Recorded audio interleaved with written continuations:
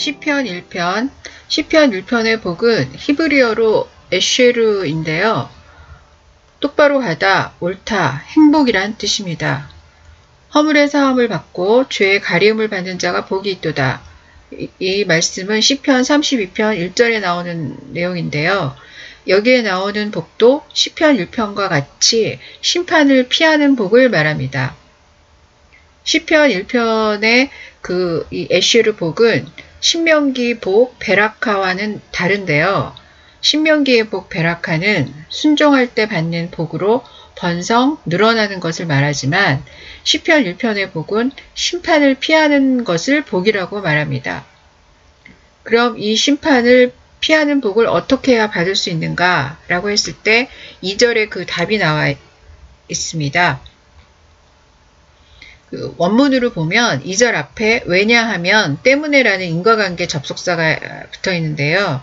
원문을 직역하면 복 있는 사람은 악인의 길을 따르지 않고 죄인의 길에 서지 않고 오만한 자리에 앉지 않는다.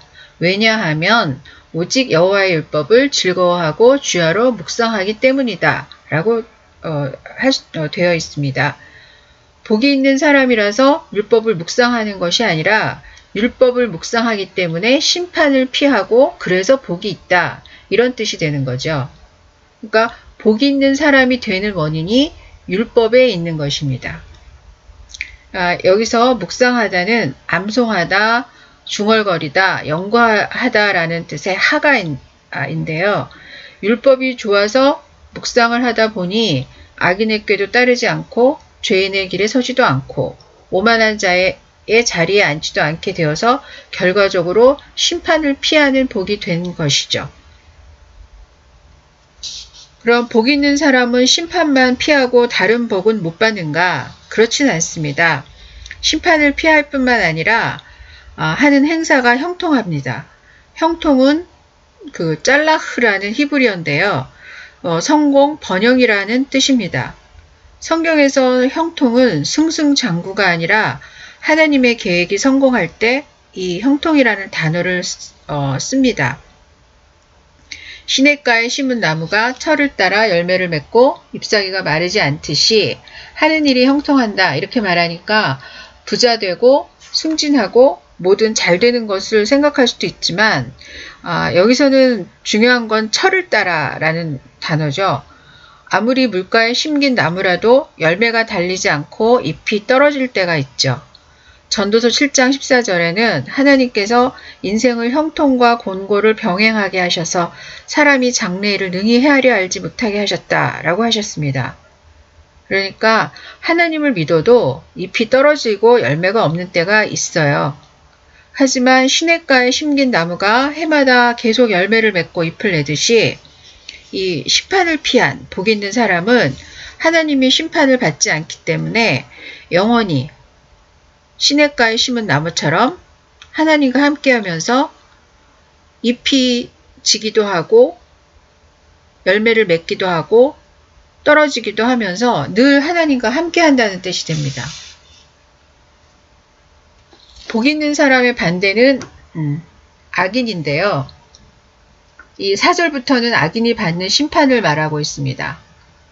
심판을 피한 자가 복 있는 사람이자 의인이라면 심판을 피하지 못하는 자는 악인이죠. 6절에서 그들의 길이 망한다. 에서 망한다는 히브리어로 아바드인데요. 이거는 길을 잃고 헤맨다는 뜻이에요. 그래서 심판을 피할 길을 알지 못해서 멸망하게 되는 것을 말하죠. 율법으로 번역된 토라는 보통 모세오경, 넓게 잡으면 예언서를 포함한 구약 성경을 말합니다. 시편에서 율법은 주로 신명기와 레위기를 가리키는데요. 이 토라, 율법의 범위를 넓게 잡든 좁게 잡든 이 율법에는 하나님의 성품이 반영되어 있기 때문에 율법을 즐거워한다는 것은 하나님을 알아가는 것을 기뻐하고 즐거워한다는 의미가 됩니다. 왜 율법을 통해서 하나님을 알아가게 됐는가?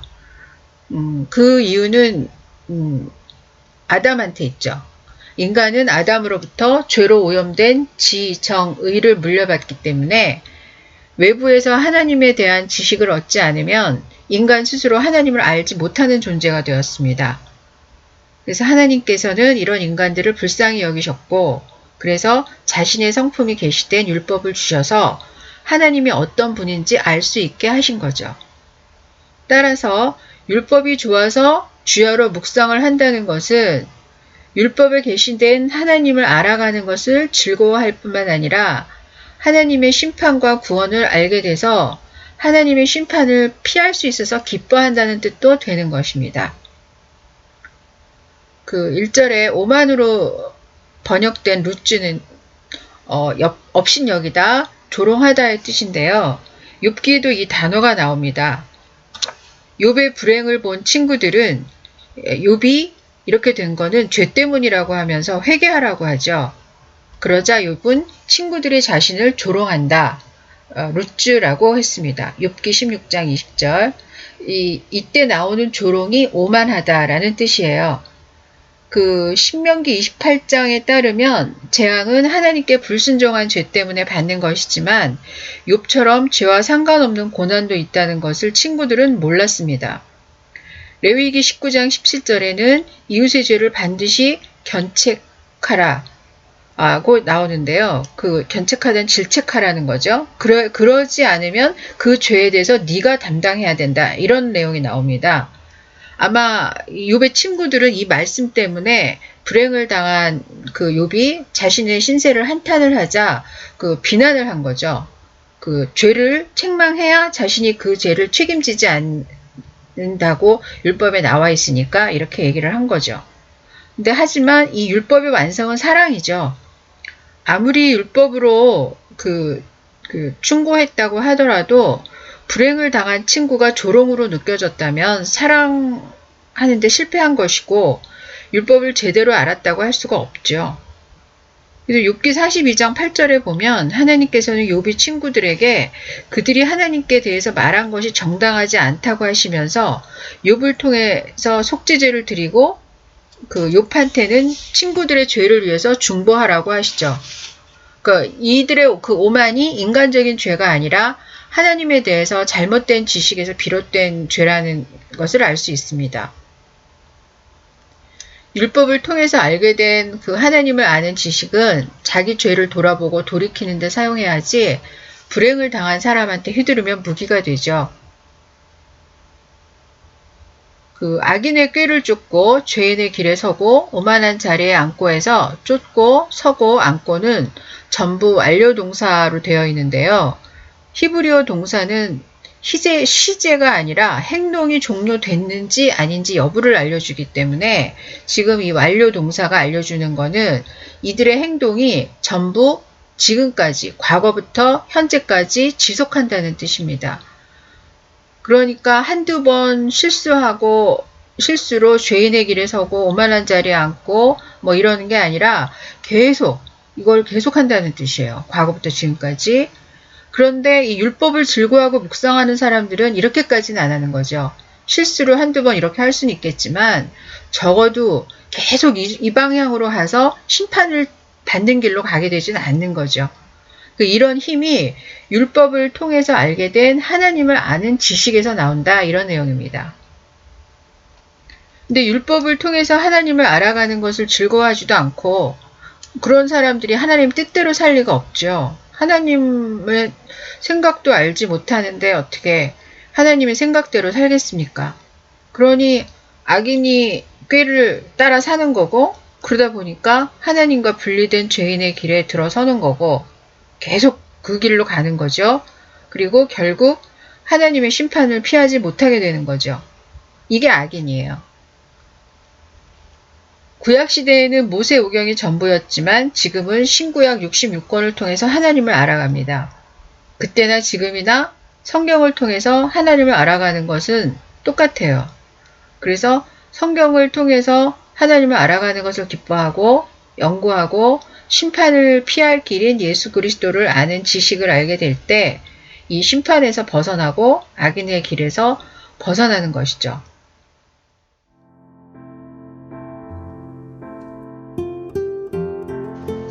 하나님 아버지, 성경을 통해서 심판을 피할 길이요 생명이신 예수 그리스도를 아는 지식을 얻게 하심을 감사합니다. 하나님의 심판을 피한 것이 얼마나 큰 복인지 날마다 기억하게 하시고 이 길을 떠나지 않도록 저희를 지켜주시기를 기도합니다. 우리가 심판을 받는 악인의 길로 하나님을 떠난 죄인의 길로 가지 않게 지켜주시고 하나님에 대해 잘못된 지식으로 형제를 조롱하는 오만함에 빠지지 않도록 도와주시옵소서. 예수님 이름으로 기도드립니다. 아멘.